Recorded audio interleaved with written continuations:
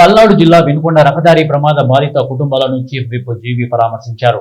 శావల్యాపురం మండలం కనమర్లపూడి వద్ద ఆటోను లారీ ఢీకొన్న ఘటనలో మృతి చెందిన వారి కుటుంబాలను పరామర్శించి ధైర్యం చెప్పారు. వ్యక్తిగతంగా ప్రభుత్వ పరంగా వారికి అన్ని విధాలుగా అండగా ఉంటామని, ప్రమాదాల నివారణకు అన్ని చర్యలు తీసుకుంటామని హామీ ఇచ్చారు.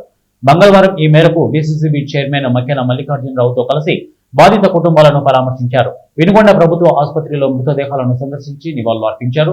మృతదేహాల వద్ద శ్రద్ధాంజలి ఘటించారు. వెహికల్ లో ఉన్నటువంటి వాళ్ళకి కూడా ఇంజరీస్, నలుగురికి ఇంజరీస్ తగిలినాయి. సో ఇట్లా ఈ మేజర్ యాక్సిడెంట్ కావడం చాలా బాధాకరం. ఈ రోజు యాక్సిడెంట్ నివారణకు, యాక్సిడెంట్లు తగ్గించడానికి అంటే ప్రభుత్వం నుండి చర్యలు చేపడతాం. అట్లాగే డ్రైవ్ చేసేటువంటి వాళ్ళు కూడా, డ్రైవర్లు కూడా ప్రత్యేక జాగ్రత్తలు తీసుకోవాలి. వర్షం పడుతున్నప్పుడు బండ్లు స్లిప్ అయ్యేటువంటి అవకాశం ఉంటది. అలాంటప్పుడు అతి వేగాన్ని తగ్గించుకొని వెహికల్ నడపడం వలన సేఫ్టీ ఉంటుంది.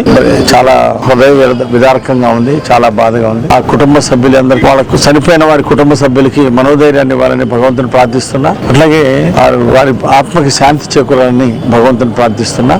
చూస్తూ ఉంటే చాలా హృదయ విదారకంగా ఉంది పరిస్థితి చూస్తే. అందులో ఒకే కుటుంబానికి చెందినటువంటి బంధువులు నలుగురు, ఒకే కుటుంబంలో నలుగురు చనిపోవడం అనేది చాలా బాధ కలిగించినటువంటి అంశం. మరో యాక్సిడెంట్ లో మరి బత్తుల సాంబయ్య, మారెళ్ళవారిపాలెం తెలుగుదేశానికి కూడా ముఖ్య కార్యకర్త, బీసీ నాయక్, అతను కూడా వేరే రోడ్డు ప్రమాదంలో అతను చనిపోవడం అనేది చాలా బాధాకరం.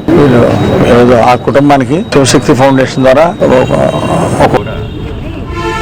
అనుకోని రీతిలో జరుగుతుంది. నిన్న కూడా వర్షం పడతా కూడా అనుకోని రీతిలో యాక్సిడెంట్ జరగడం జరిగింది.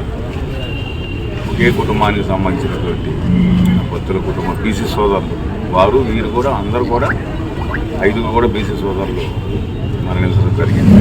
మన గౌరవ శాసనసభ్యులు వారు శివశక్తి ఫౌండేషన్ ద్వారా రక్షణ సహాయంగా వారికి మట్టి దశలు కింద ఆయన వ్యక్తిగతంగా కుటుంబానికి 10,000 రూపాయలు సహాయం చేశారు.